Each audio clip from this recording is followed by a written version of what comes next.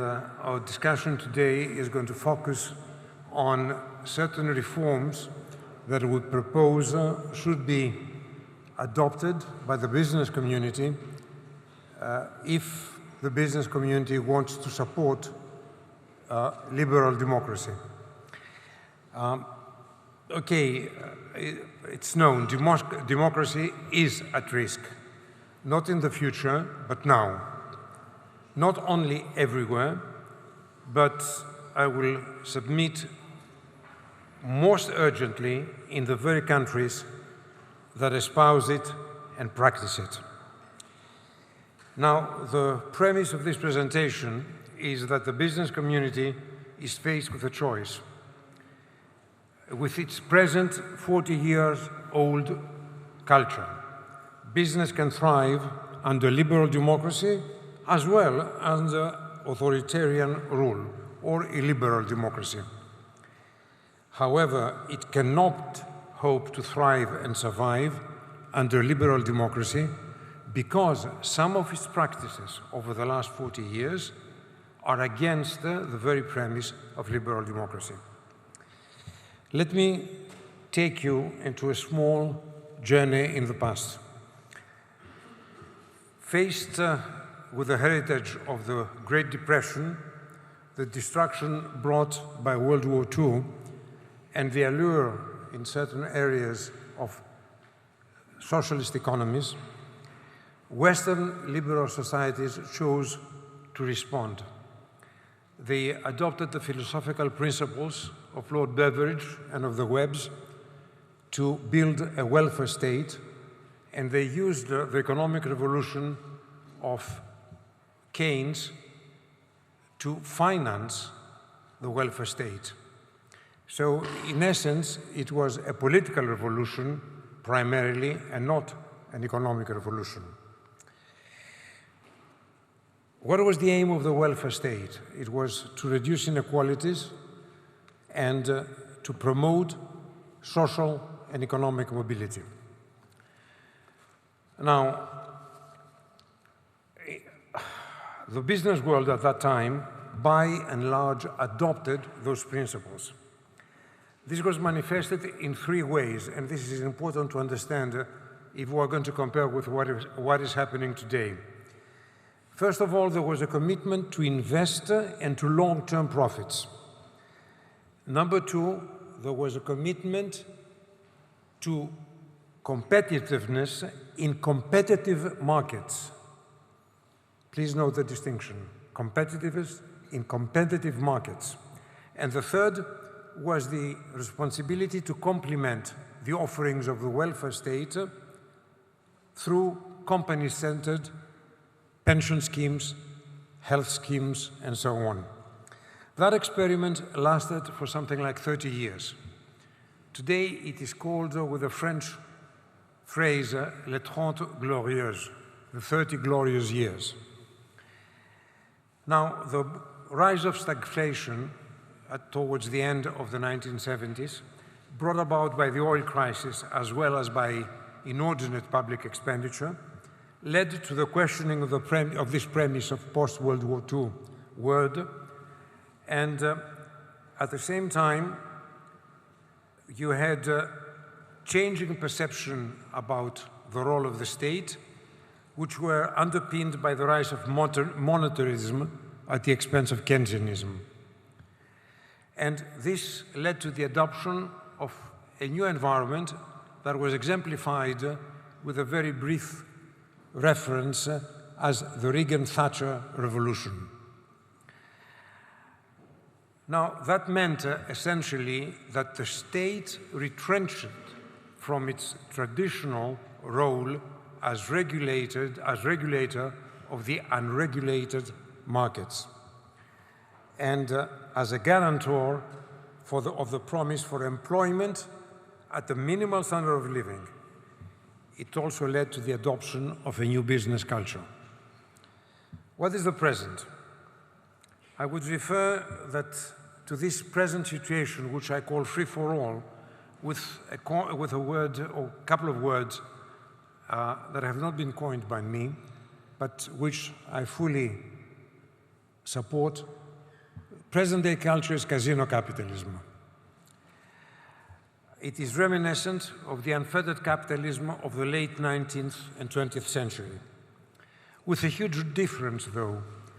At that time, even the rubber barons created value. They may have not cared for their workers. They may not have cared about equality, but they created value. Today, casino capitalism does not create value. It extracts value. Why? Because business community today has concentrated on short-term profits, maximization, over long-term profit and investment. It glorifies competitiveness, but not competition, and it fights state intervention of all kinds. These are three main characteristics of the present business ethos. I would say that it uses corporate social responsibility as a veneer and an exercise in public relations. Though it professes concern for the climate crisis, if you look at the overall balance between the benefits and the negative parts, the net balance is negative. As we said this morning, democracy is a fragile institution.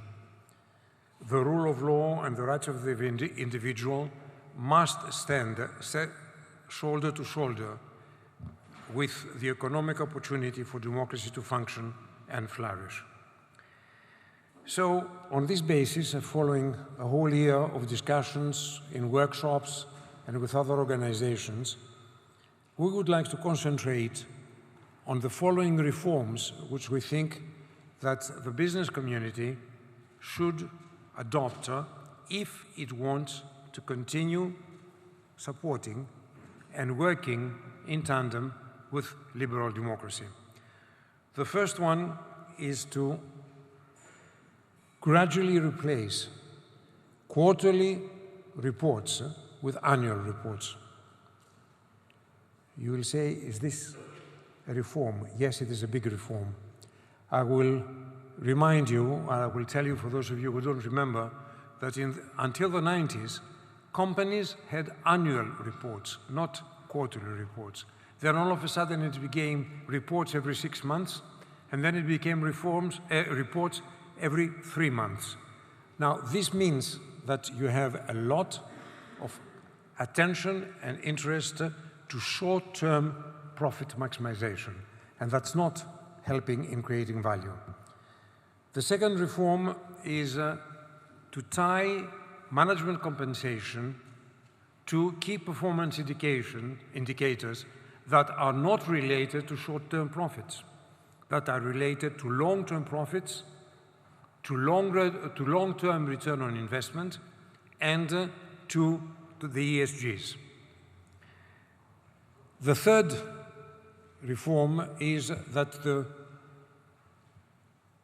although weakened, the Dodd-Frank Act should start covering alternative investments like venture capital, private equity, and hedge funds, which now are unregulated. They remain outside the regulatory authority. The fourth reform is to leverage the core principles of the Glass-Steagall Act to safeguard the stability of the banking system and increase consumer protection. Because ever since the Chinese walls between commercial and investment banking were abolished, we have the result that you have the banks themselves sometimes operating against their own customers. The fifth reform that we recommend is the merging of the financial and non-financial reporting. As long as non-financial reporting remains separate from financial reporting, you do not really have accountability as far as the behavior of the business community is concerned. And finally, we think that it should be obligatory for companies to have at their board of directors the younger generation. There is a huge problem within the generational gap. The younger generation does not believe in what we're doing, what we have done. They don't like what they're going to get from us. They don't like the inheritance. It is time for the business community to realize that they've got to bring to the table the younger generation, and this has to be done not only for diversity of opinion, but also to ensure that the new voices and the new attitudes are heard in the boardrooms. With this, I will stop. I think I've exhausted my 10 minutes, and I will ask now Patty Cohen, who is going to moderate the discussion between Susanna Caffaro and Alberto Alemanno. Thank you.